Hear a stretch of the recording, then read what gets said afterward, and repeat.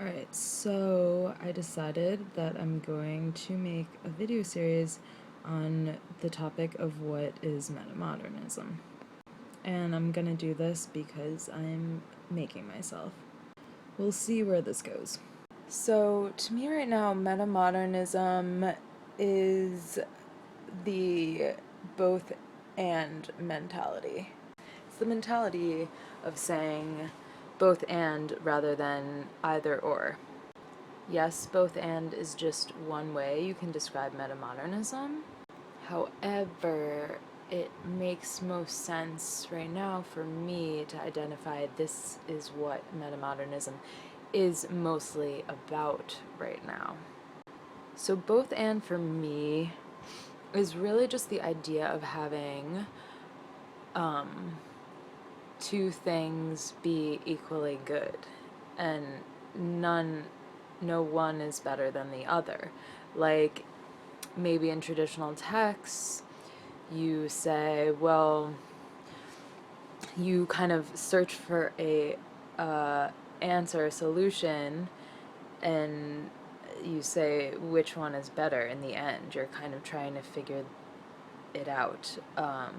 But with both and, it's saying that, you're right, and I'm right, and she's right, and he's right, and they're right, and everybody's got a say as long as they can back it up and they're equal and they're participating.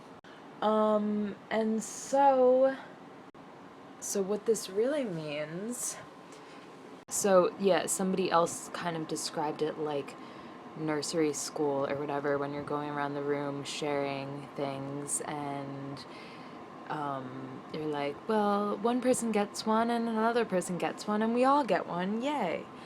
That's kind of like what both and is, except with ideas. You get an idea and I get an idea, and your idea is what you think, and that's great, and my idea is what I think, and that's great, and we all have something that means something more to us as people, as individuals, because that's how we grasp things. The certain words that resonate with us do so for a reason. They're much more complicated than anything that could really be stated. The words we choose are because of our experiences with them and our experience learning about a term up and a concept up until the point of now. The further that you talk about this, the more confusing it gets. Like, I'm not making any sense right now, and I'm not trying to not make sense, but I am trying to be accurate, and in that I believe sense is a little bit lost here.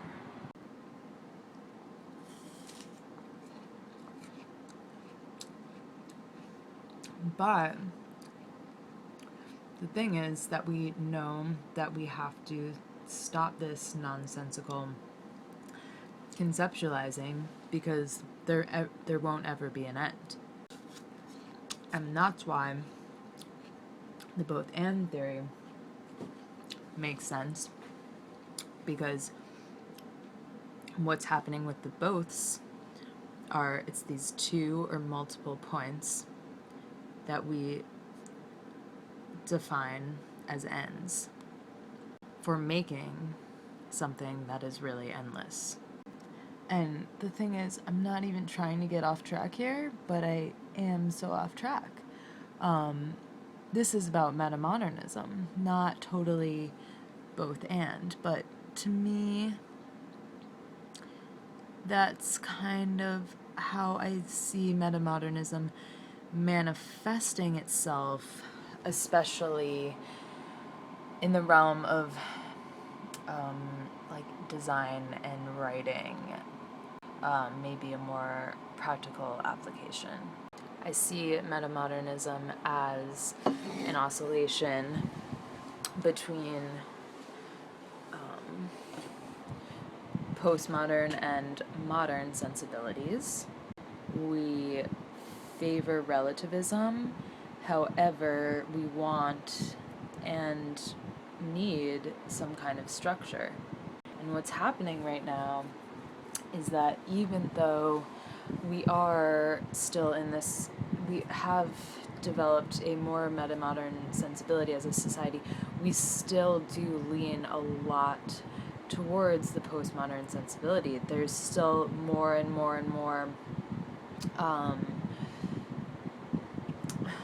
new ideas around the concept of just exploration without a ending point, with no structure at all. This is okay, and it's not bad. However, we cannot deny the fact that it makes us go crazy. It makes us go insane. The lack of structure. How are you to teach this idea to somebody? What are the points that this structureless meaning can get out to people? Well, it gets out through relaying two or more very simplified ideas in conjunction with each other. Metamodernism is a performance. It's a fucking play. It's a Shakespeare play. But it's saying that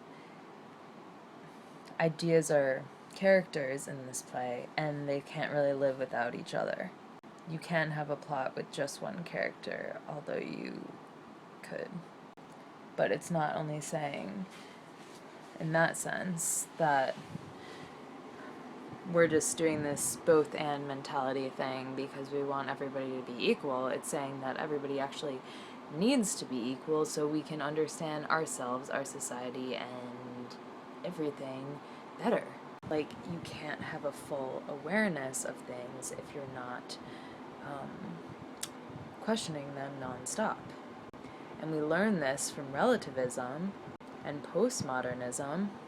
However, the Metamodern Solution, in a sense, is that instead of just questioning, we bring in multiple answers, put them together, and use that as a way to live for even a very brief period of time.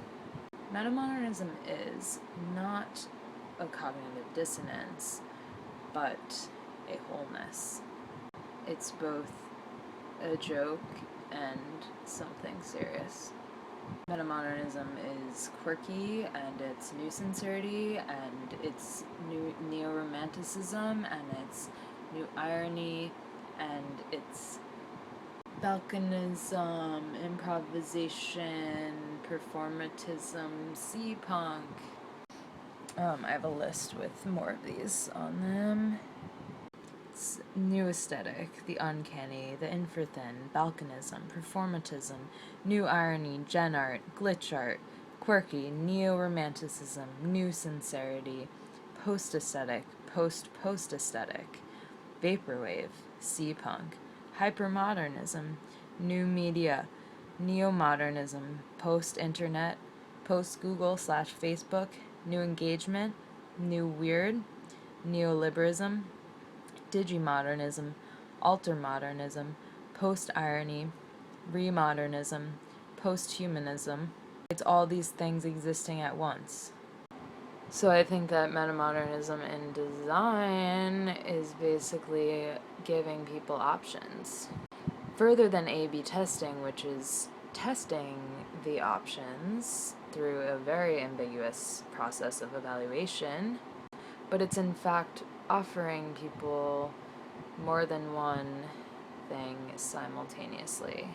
It's saying, oh, this is the better user experience, or this is the better user experience.